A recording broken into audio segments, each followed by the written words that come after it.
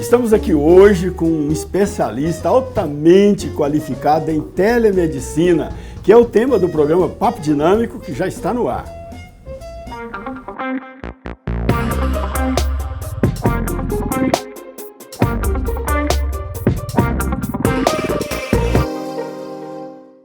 Olá, gente boa, muito boa noite. Estamos iniciando o Papo Dinâmico na PUC TV Goiás. Hoje nós vamos falar de telemedicina. Você já deve ter ouvido falar, né? Já deve ter tido aulas de EAD em regime remoto, mas você já teve atendimento remoto, atendimento à distância? Pois é, vamos tratar deste assunto agora aqui, telemedicina, com o Dr. Leonardo Emílio. Ele que é coordenador da Câmara Técnica de Telemedicina do CREMEG, que é o Conselho Regional de Medicina. Dr. Leonardo, muito obrigado pela presença. Obrigado a vocês, obrigado ao convite. Um prazer estar aqui hoje, nessa noite tão agradável. Que ótimo. Eu vejo aqui que o senhor é mestre e doutor em cirurgia e é também titular do Colégio Brasileiro de Cirurgiões. Porque, assim, para ser médico já é demais, né? A pessoa estuda 6 anos, depois tem que fazer residência, e depois ainda faz mestrado e doutorado. Quanto tempo o senhor fez tudo isso? Então, essa formação hoje foram 16 anos em tudo, em geral. E eu ainda tenho mais uma residência de endoscopia digestiva que eu fiz depois do final da cirurgia de geral, da residência de cirurgia. Então a gente forma 6 anos, são 3 anos de cirurgia geral, eu fiz mais 3 anos de endoscopia, aí fiz meu mestrado, meu doutorado. E medicina é isso, medicina não tem como parar. Mestrado e doutorado também serve para dar aula, né? O senhor dá aula. Eu dou aula, eu sou professor da faculdade aqui da Universidade Federal de Goiás, sou professor associado do Departamento de Cirurgia da Faculdade de Medicina da UFG.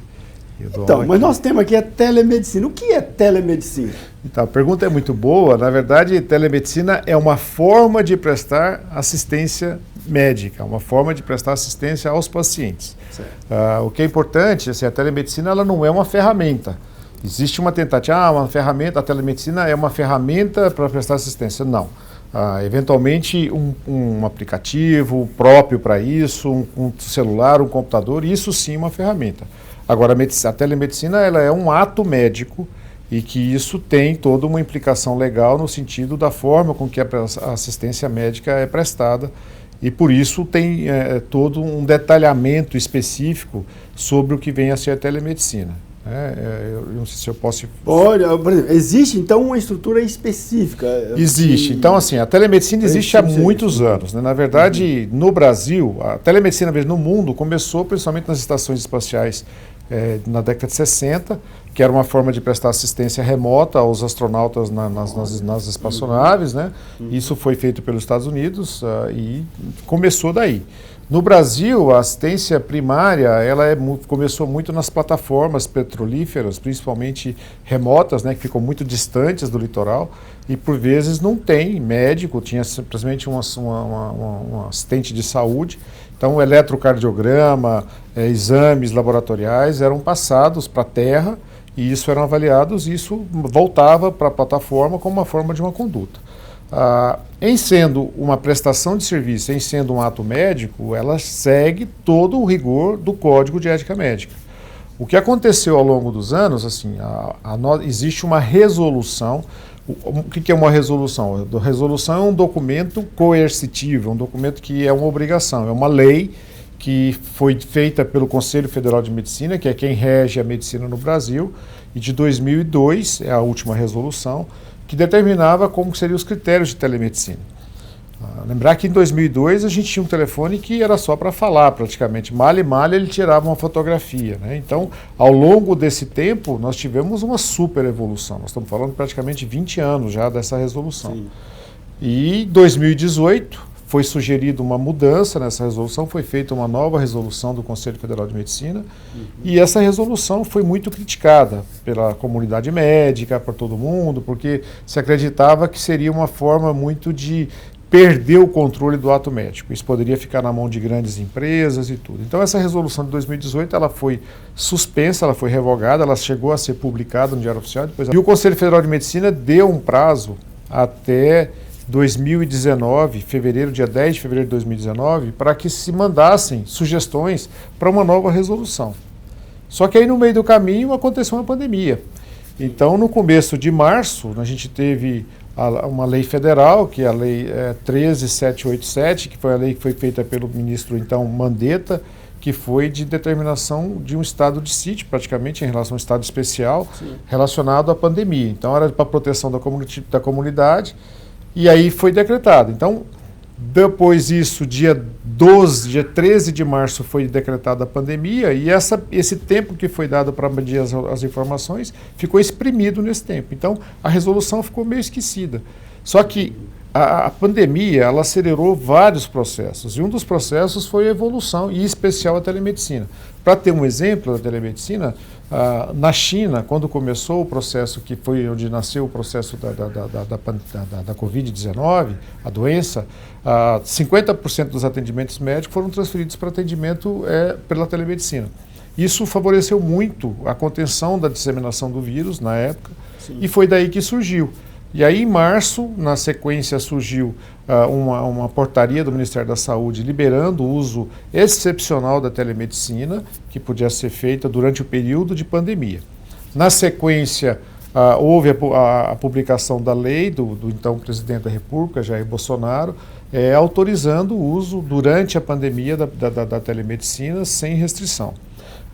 Nesse sentido, a gente tem praticamente 4 formas básicas de assistência da saúde da telemedicina. Nós temos a chamada teleorientação. O que é uma teleorientação? Foi o que a maioria dos planos de saúde fizeram e o que o SUS fez no começo da pandemia. A pessoa está com febre, está com dor de garganta, está com alguma coisa, ele liga e fala, olha, eu estou assim assado, e você dá uma orientação. Não é uma consulta. Sim. É simplesmente, olha, vai num médico, procura um pronto-socorro, liga para o seu médico e vê. Isso é uma coisa. Existe a chamada aqui, nessa história toda, que é a teleinterconsulta, que eu atendi um paciente, você é um médico conceituado e eu preciso da sua opinião. Então eu chamo você, nós comunicamos nós dois perante um paciente, após a aprovação desse paciente, e a gente vai discutir o caso desse paciente nesse sentido. Existe uma outra forma, que é o telemonitoramento. O que é isso? Hoje a gente tem muito pacientes que têm medidores de glicose, que colocam e ficam dosando a glicose para ver se tem diabetes, se está controlado. Isso ele recebe e já vai direto para o médico. O médico recebe o valor disso. Pressão arterial, mesma coisa. Frequência cardíaca, mesma coisa. Tem uma infinidade hoje de dispositivos que prestam a isso, para poder mandar é um acompanhamento à distância que o médico faz. E o mais crítico, que é o mais questionado, é a teleconsulta, que é você consultar uma pessoa, né? Sim, eu mesmo, durante essa pandemia, fiz 2 consultas. Exatamente. E já está liberado. Agora, o que é a grande questão que a gente tem que preocupar? É a segurança do procedimento, né? Sim, sim. Você tem que ter certeza da segurança da tecnologia e a segurança especificamente clínica. Então, o que é a segurança da tecnologia? Eu preciso ter uma rede estável de tecnologia de comunicação, uma internet boa, um bom comunicador. Não dá para você fazer uma teleconsulta cortando a imagem, né, piscando e tudo. Teleconsulta é uma consulta de consultório, com todo o rigor que tem que ser feita. O médico tem que se portar bem, não pode aparecer sem camisa, fumando, bebendo uma cerveja, alguma coisa nesse sentido. É uma consulta médica. E a pessoa do outro lado tem que ter tudo isso. E a segurança clínica, o paciente tem que saber que eu sou o Leonardo, eu sou o médico. Primeiro ele tem que saber que eu sou o Leonardo, eu sou o médico, eu sou o especialista que estou me propondo a tratar esse paciente. Então, hoje, a grande questão hoje é criar mecanismos de segurança, porque eu posso colocar 10 Leonardos atendendo e ganhando dinheiro. Eu posso colocar 100 Leonardos e atendendo e falando que sou eu, e não sou. Então, a consulta é uma condição pessoal, né? Não dá para você transferir isso. Então, e é exatamente essa a nossa grande preocupação hoje do Conselho Regional e do Federal de Medicina, é criar mecanismos para que você saiba que quem está entrando naquela consulta realmente sou eu. Então, a nossa carteira hoje de classe, ela tem um QR Code que ali eu determino, ali já fala que eu sou médico e a minha especialidade que está registrada no Conselho. Então, a gente está tentando fazer alguma forma de que quando eu tiver o acesso a isso, o paciente já sabe que realmente eu que estou atendendo ele. Pois é, o sistema que eu fiz, por exemplo, era um sistema próprio da operadora, né? Da empresa do plano de saúde. Sim. Né? Era um sistema próprio, tinha que entrar nesse sistema próprio, registrar, identificar, isso, passar a minha identidade lá de cooperado, cooperado mesmo, e de contribuinte, sei lá, a minha identidade, e aí ficava ali na lista de espera até que o médico entrava, aí eu falava diretamente com o médico. me parece que era uma plataforma segura. E ela é, assim, hoje a gente luta muito, por exemplo, o WhatsApp não é telemedicina, esse Zoom não é telemedicina, então todos esses mecanismos que a gente tem não é telemedicina. Isso não tem segurança de transmissão. Entenda que nós estamos falando de uma consulta onde pode ter uma área desnuda, né? Então pode ter uma criança, e hoje com essa loucura que a gente sabe que tem de pedofilia e por aí afora, isso é um exemplo que a gente tem. Mas você pegar uma criança, por exemplo, nesse sentido de ficar desnuda para o médico examinar, você tem que ter certeza que isso é uma coisa que é um médico que está vendo. Tem uma privacidade garantida. Uma privacidade. Então o programa tem que ser isso. E hoje com a Lei Geral de Proteção de Dados, mais ainda, né? Porque os dados sensíveis são muito importantes nesse sentido. Ok, doutor Leonardo, a musiquinha tocou, é o sinal de que a gente tem que fazer um pequeno intervalo e já voltamos com mais dicas de telemedicina para você.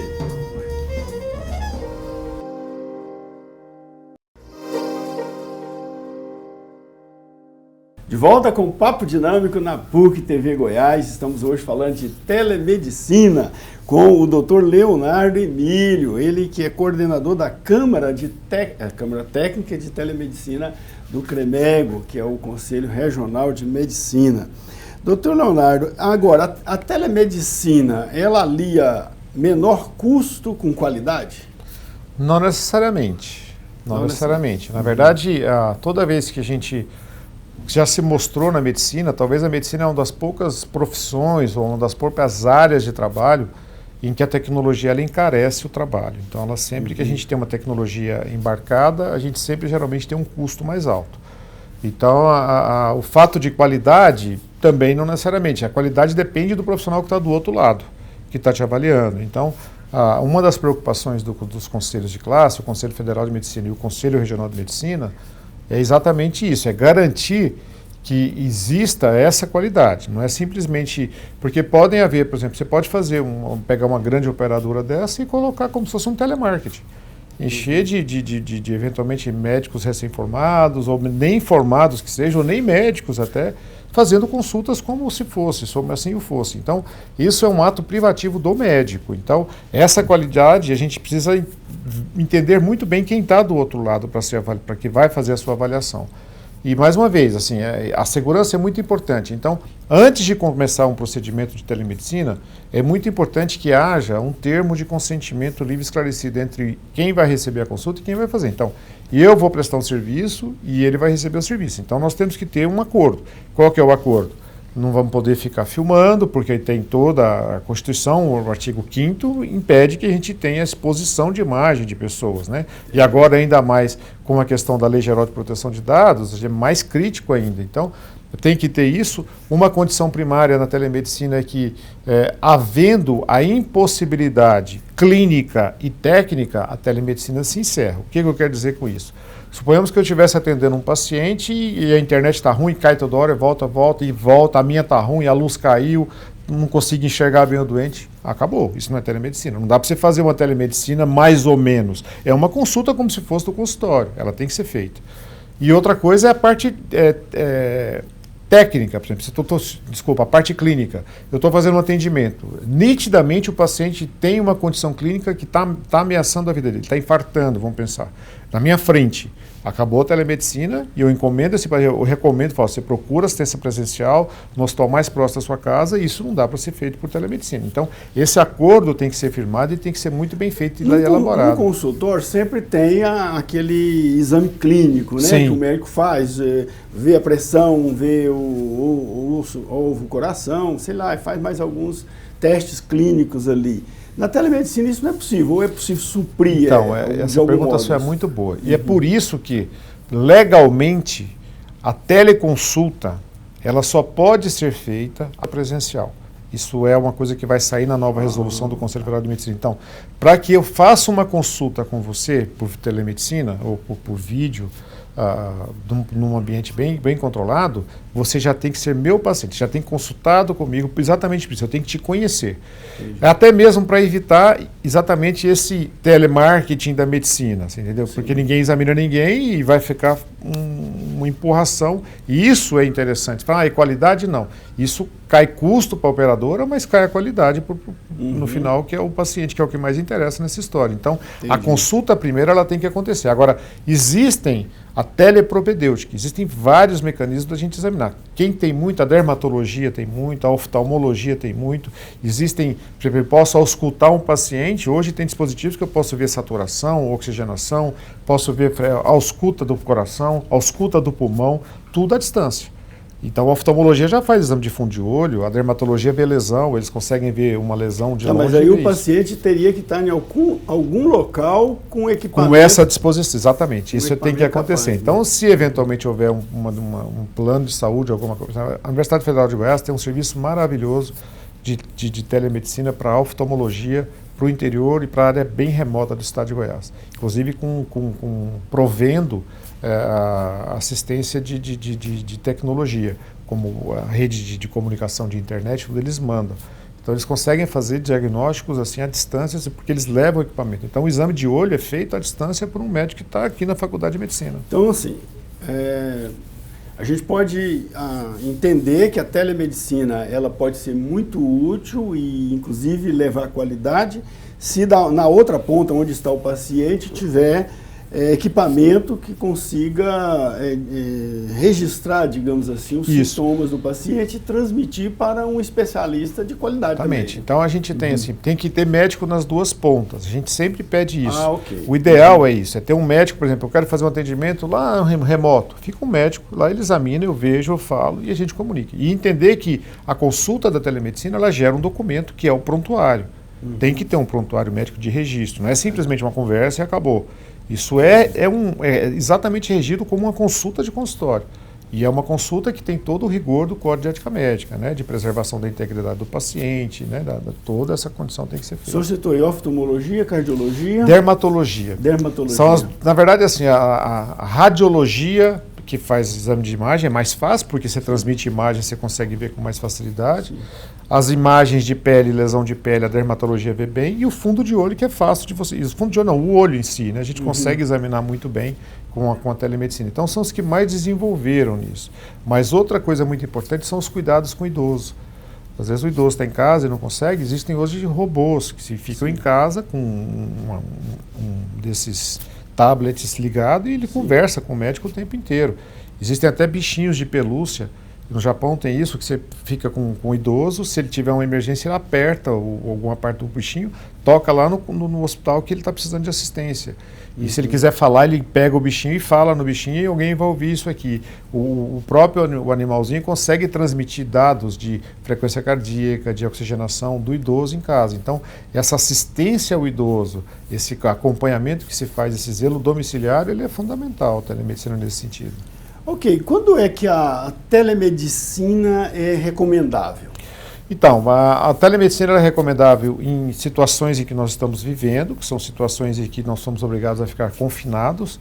Então, em razão disso, para diminuir o fluxo de pessoas e, consequentemente, o fluxo viral, se criou mecanismos para que o paciente, ao mesmo tempo, não deixasse de ser assistido e fosse assistido com segurança. Então, esse é um dos motivos, uma das situações. E outros são áreas remotas. Então, existem, às vezes, áreas que você não consegue ter acesso, ou que é difícil acesso médico de qualidade. Você pode, eventualmente, ter um médico na outra, um médico único, ele pode fazer atendimento de extrema qualidade. Imagina você fazer uma ligação de uma área bem remota, indígena, à beira do rio, no meio de uma ilha, onde quer que seja, com uma estrutura que foi montada por um governo, eventualmente, e isso uma faculdade de medicina dando assistência, como se o professor da faculdade estivesse assistindo um paciente à distância nessa história. Então, as melhores indicações são essas, e dentro das modalidades, as teleinterconsultas são muito interessantes. Imagina que eu tenho um caso muito diferente e eu quero discutir com uma pessoa que tem uma experiência muito grande. Pode ser fora do Brasil, pode ser dentro do Brasil, pode ser em Goiânia ou não em Goiânia, e quanto mais distante, mais interessante. Eu posso chamar a pessoa e discutir com ela. O senhor já falou aí que esses aplicativos de comunicação que normalmente se usa, principalmente na educação, o Teams, o Google Forms, falou alguns aí, né? Sim. Aplicativos que o Zoom, né, que se usa, esses não são apropriados para eles não têm segurança, porque não assim, tem segurança. O Zoom lançou, tem outros, né? Essas outras plataformas, todas lançaram alguma coisa para se fazer telemedicina, porque isso no mundo inteiro disseminou, para ter mais segurança para fazer. E é interessante que em 2018, quando se criou a resolução do Conselho Federal de Medicina, a maioria dos médicos foram contra, acharam um absurdo fazer consulta. Só que naquela época, 80% dos médicos usavam o WhatsApp como se fosse fazer consulta.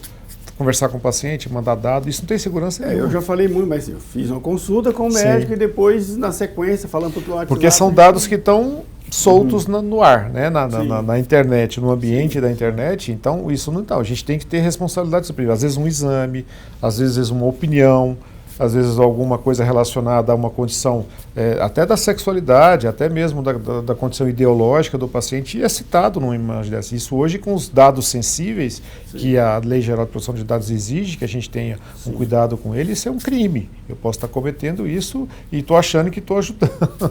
Posso estar ajudando. É muito utilizado hoje o WhatsApp. Né? Mas assim, cada vez a gente utiliza muito para orientação. Como forma de... O pessoal às vezes no começo estavam fazendo muitas teleconsultas, alguma coisa assim, mas todo mundo viu que tem muita coisa... É muito frágil o sistema, muito frágil. Então, mas como é que garante a segurança, então? Existe esse recurso de telemedicina, existem equipamentos específicos de telemedicina.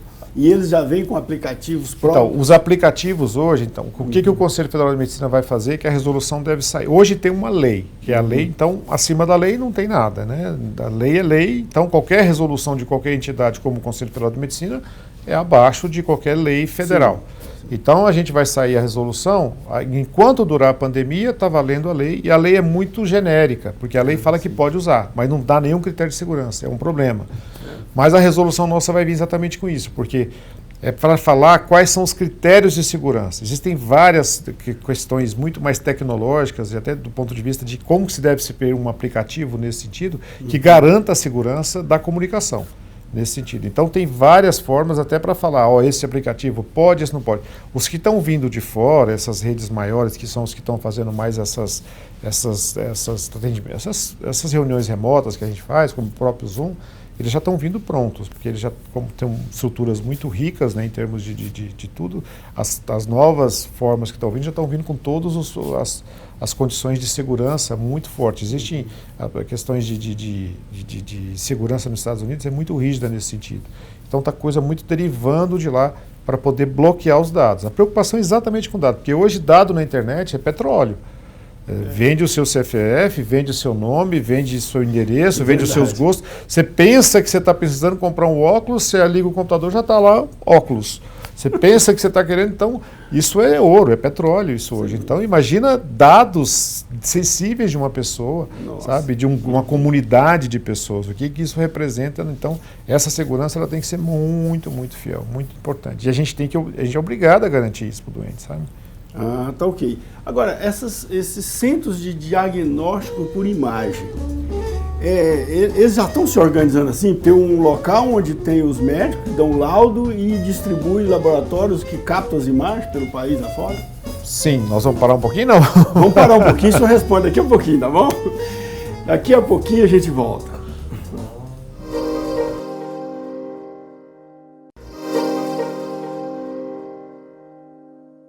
De volta com o programa Papo Dinâmico na PUC TV Goiás. Também estamos no YouTube, no canal do programa Papo Dinâmico, no canal da PUC TV e nas redes sociais, no Twitter, no Instagram, no Facebook, lá no nosso perfil. Vai lá, curte o nosso programa, sugere temas para a gente debater aqui, tá bom? Como hoje nós estamos falando de telemedicina com informações muito importantes, tanto para especialistas, para médicos, também como para as pessoas que utilizam, né, principalmente utilizando aí recursos de medicina à distância, de telemedicina, né? Então, a gente falava aí desses centros, né, de imagem. Se é fácil, né, gerar, por exemplo, fazer um raio-x lá no Mato Grosso, e um médico aqui de Goiânia, do Hospital das Clínicas ou de São Paulo, né, que conceituado, dá o laudo e tal. É possível, então, esses laboratórios que fazem diagnóstico por imagem centralizar, ter uma central de laudos e distribuir o sistema de captação de imagem. Sim. Isso já está acontecendo? Isso acontece. E uma das preocupações, na verdade, que a gente tem no geral é exatamente com uma reserva de mercado, às vezes, de grandes operadoras, de grandes grupos, né? Sim. A gente poderia citar, às vezes, assim, em algum momento já aconteceu de, fora do Brasil, o laudo, montar uma central, não usar o médico brasileiro. O laudo vai para Portugal, vai para a Índia, vai não sei para onde, alguém faz um laudo e manda de volta para o Brasil.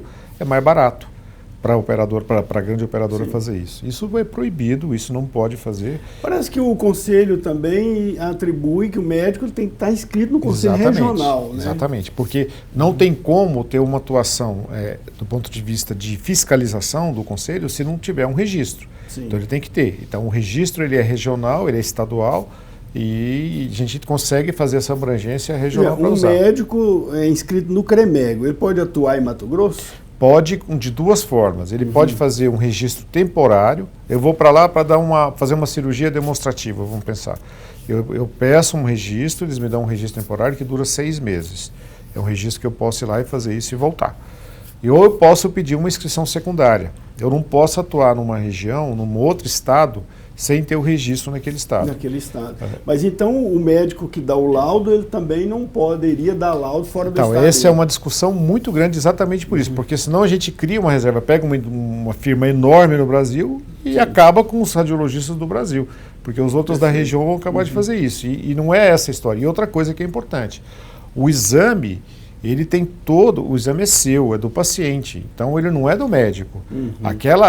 Toda aquela situação de proteção, nós somos guardiões do prontuário do paciente. O prontuário é do paciente, nós somos obrigados, nós, médicos e hospital, nós somos os guardiões. Então, isso inclui os exames.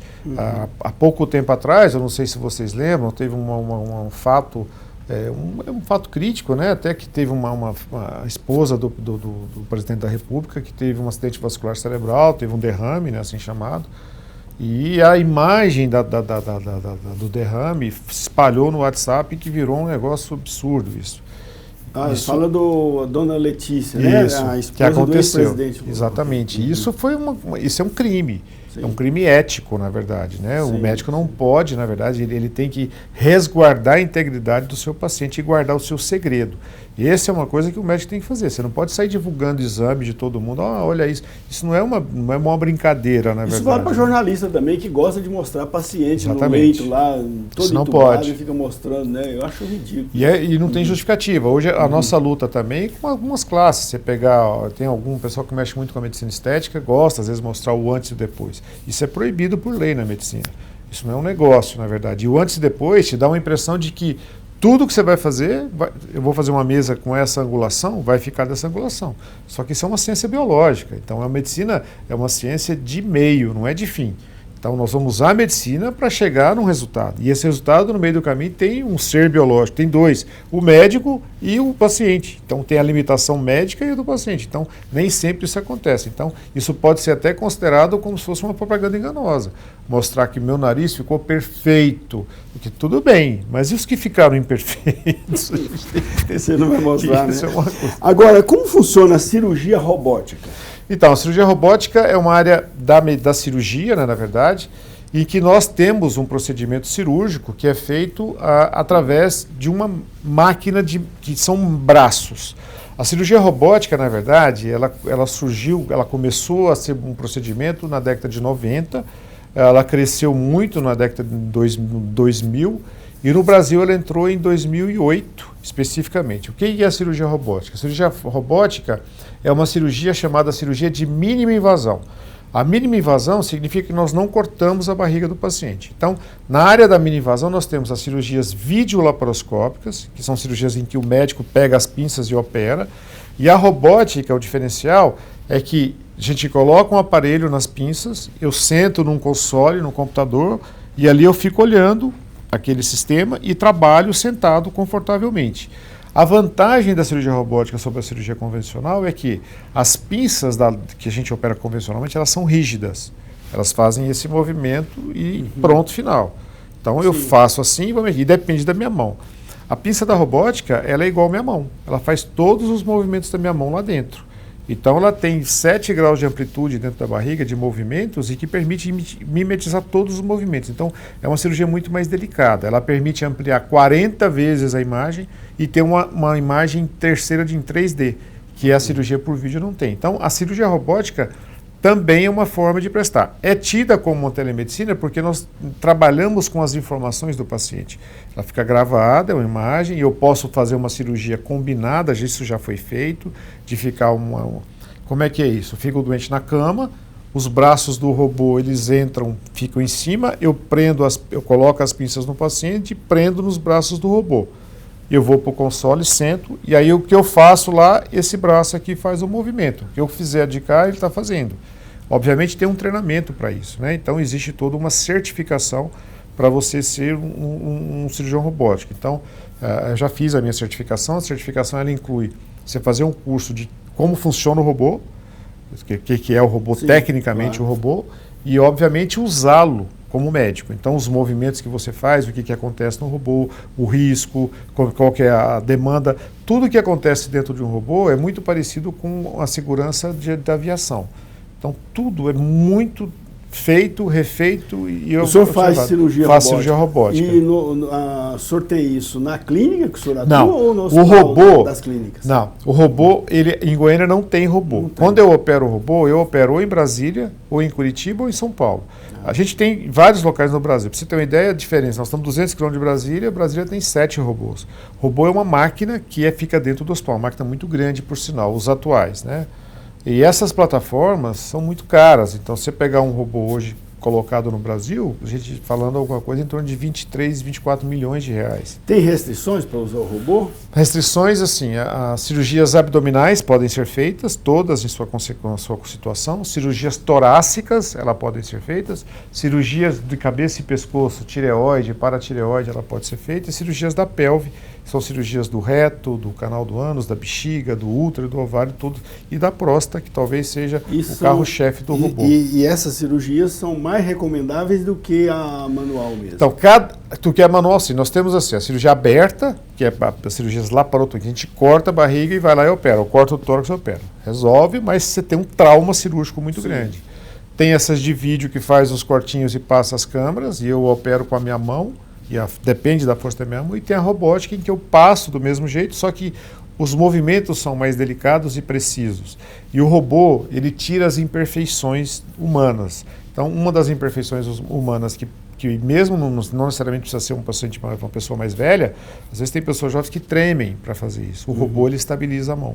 Então, se você está tremendo aqui no robô, fazendo o procedimento, lá o robô está firme, ele não treme, ele não faz isso. A pinça, se eu estou operando e a pessoa está tremendo, ele está tremendo. Então, ele melhora a qualidade do método, na verdade, para você fazer mas não há uma programação, é robô, mas não há uma programação, por exemplo, há um dimensionamento exato do o robô é simplesmente porque o comando que eu faço aqui, o braço do robô que está lá dentro do paciente está fazendo. Então ele depende do meu movimento. É como se fosse um videogame. Eu estou mexendo aqui no controle do videogame, olhando, e eu estou vendo aqui dentro da barriga as pinças, e ali ele está mexendo. Você já assistiu a um seriado que chama Power Rangers? Já. Power Rangers. Que eles entram dentro de um monstro lá, e aí ele dá um burro assim, e o monstro dá um burro. É mais ou menos assim. A gente se sente quase que um Power Ranger desse aí, sabe? Porque a gente fica forte para fazer. Porque as cirurgias robóticas, elas proporcionam uma capacidade cirúrgica muito boa. Você imaginar que assim, eu estou sentado, eu estou calmo, eu estou operando ali no robô. Então, se eu pego uma cirurgia que dura 6, 7 horas, eu estou tranquilo. E o robô tem uma vantagem. Eu paro o procedimento, ele para, as pinças ficam na posição que eu coloquei, eu posso tomar uma água, se eu estou operando com a mão ou com a mão aberta ou com as pinças, eu não tenho como eu parar e tomar uma água, alguma coisa. Porque o campo, é igual você está aí, o paciente está aqui deitado, e você está mexendo em todas as pinças do robô. Ok, musiquinha tocando, mais um intervalo e já voltamos com mais detalhes, né? Detalhes da telemedicina para você.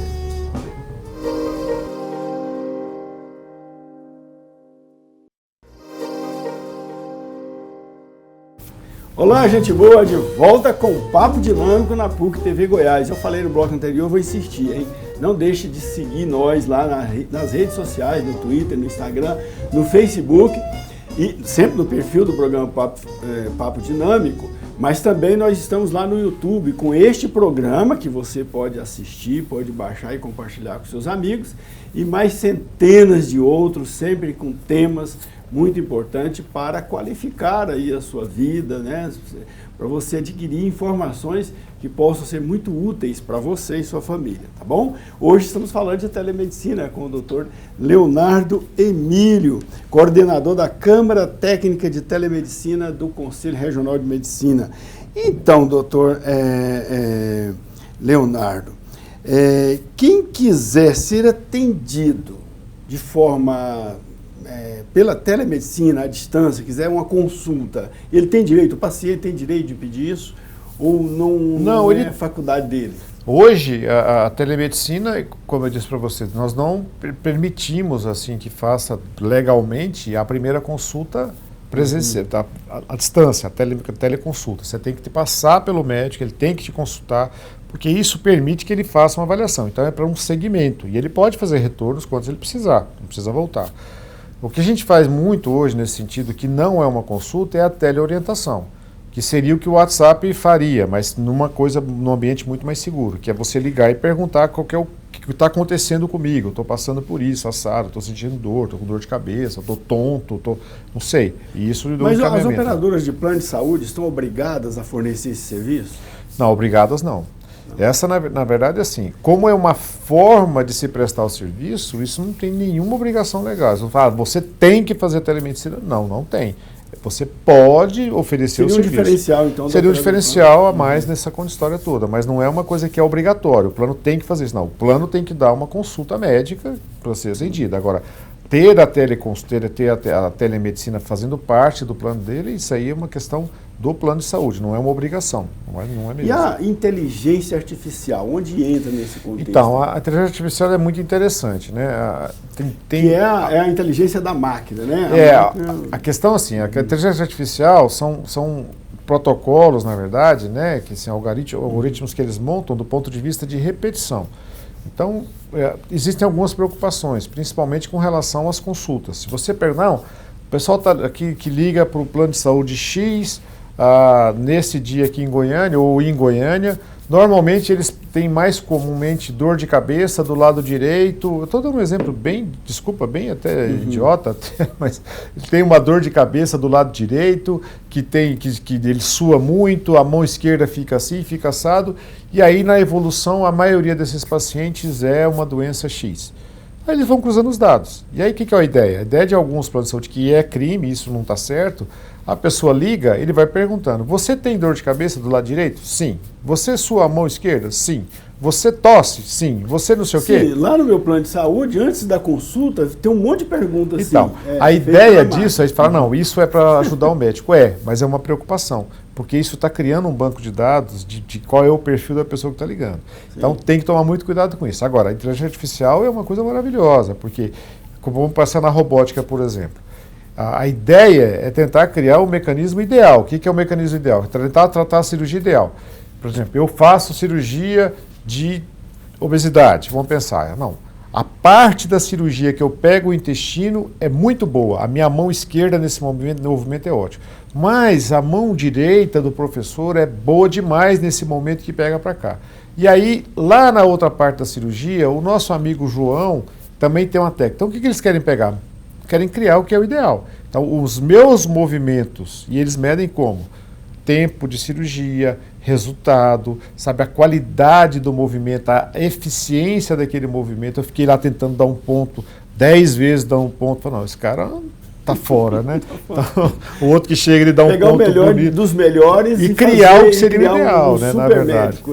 A inteligência artificial ela vai ajudar muito em algumas coisas, ela já ajuda. E no diagnóstico? No diagnóstico, assim, existem até alguns trabalhos médicos mostrando que quando você coloca para dar um laudo, por exemplo, de uma tomografia, de um exame de imagem, a inteligência artificial ela chega a superar o médico em muitas situações, porque tudo é algoritmo. Como é uma questão muito técnica de imagem, que é tons de cinza, por exemplo, na tomografia, e na ressonância magnética, que faz a variação também de coloração, ele faz a medida daquele, esse aqui pode ser que seja isso. Isso ajuda muito, mas também não substitui, porque, obviamente, isso precisa passar por um crivo médico, até porque nem sempre o que está se vendo tem uma correlação clínica com o paciente está sentindo. Então, às vezes são um diagnóstico esdrúxulo de, olha, tem um neurisma dentro da cabeça, e o cara está com apendicite, eventualmente alguma coisa assim. E aí, então, a inteligência artificial, ela vai evoluir muito, muito. Muito, que é o que nós chamamos, né, nessa história toda, né, que é a cirurgia nessa história, né, nessa condição, a cirurgia cibernética, né, que vai ajudar a gente a operar muito. Hoje já tem, por exemplo, eu estou operando e estou operar um tumor de fígado, por exemplo. Quando a gente entra com a câmera, eu coloco aqui, estou olhando no robô, eu vejo o fígado, mas muitas vezes o tumor é dentro do fígado, então eu não vejo a superfície.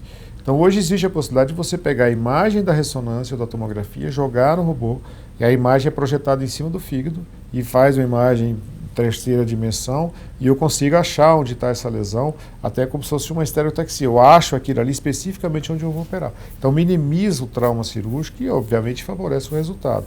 Isso tudo faz parte de um conceito de inteligência artificial. Quer dizer, então essa tecnologia veio para ficar. Não tem jeito. A medicina do futuro. Hoje o robô só não vai chegar em Goiânia agora, até o final do ano vai chegar uma máquina aqui em Goiânia, um hospital que foi recém-inaugurado em Goiânia, eles já estão trazendo, até o final do ano ele está aqui, a máquina. E eu acredito que isso vai vir com sequência, porque a comunidade vai querer fazer isso. Hoje a cirurgia de próstata, quando você faz a cirurgia para o câncer de próstata, é imbatível para o robô, porque preserva inervação da bexiga, inervação da próstata, de toda a parte do paciente, e é importante. Nos cursos de medicina, o estudo de tecnologia está ocupando quanto tempo do curso? Qual o percentual mais ou menos hoje ocupa? Na verdade, pouco. Poderia ser mais, mas na verdade assim... Isso fica para residência, então. Que acaba ficando para residência, acaba ficando para frente. Então, assim, hoje já tem cirurgia de mínima invasão para residência médica e já tem, por exemplo, hoje tem um colega nosso que trabalha comigo, o Dr. Lucas, que está em Curitiba fazendo um fellow. Ele fez 4 anos de cirurgia, fez residência, fez faculdade, fez 4 anos de cirurgia e está fazendo agora mais um ano só de cirurgia robótica para poder aprender a fazer isso. Então, acaba que isso vai ficando tão especializado pelo tamanho que é a medicina, que não tem como. Acaba entrando, obviamente a gente fala, comenta, até porque o médico tem uma visão global, né? Mas especificamente isso vai para a área de especialidade mesmo, é muito difícil. Pois é, o senhor falou que tem robô, né, para cirurgia em Brasília, tem, se não me engano, o senhor falou 4 ou 5, 6. 6. Em São Paulo e outras cidades. Porque é muito caro, né? Há possibilidade disso vir a se popularizar mais? Esse é o objetivo, porque hoje existe uma marca, mas que está plena, mas a gente já tem pelo menos 6 que já estão aprovadas e estão entrando. Então, quando entrar e tiver a concorrência, obviamente isso vai cair o preço e vai ser muito mais acessível para a comunidade, não tenha dúvida disso. Ok, doutor Leonardo, muito obrigado, foi excelente, muito esclarecedor aqui. Espero que nosso telespectador tenha aprendido bastante, né? Claro, aprendeu, se prestou bem atenção, muita informação útil foi passada. Então, muito obrigado pela presença, pela colaboração que o senhor deu aqui no nosso programa. Boa noite. Obrigado a vocês, boa noite, um prazer enorme estar aqui. Contem sempre comigo, muito obrigado. Ok, e para você que nos acompanhou, nosso abraço, até a próxima. Tchau.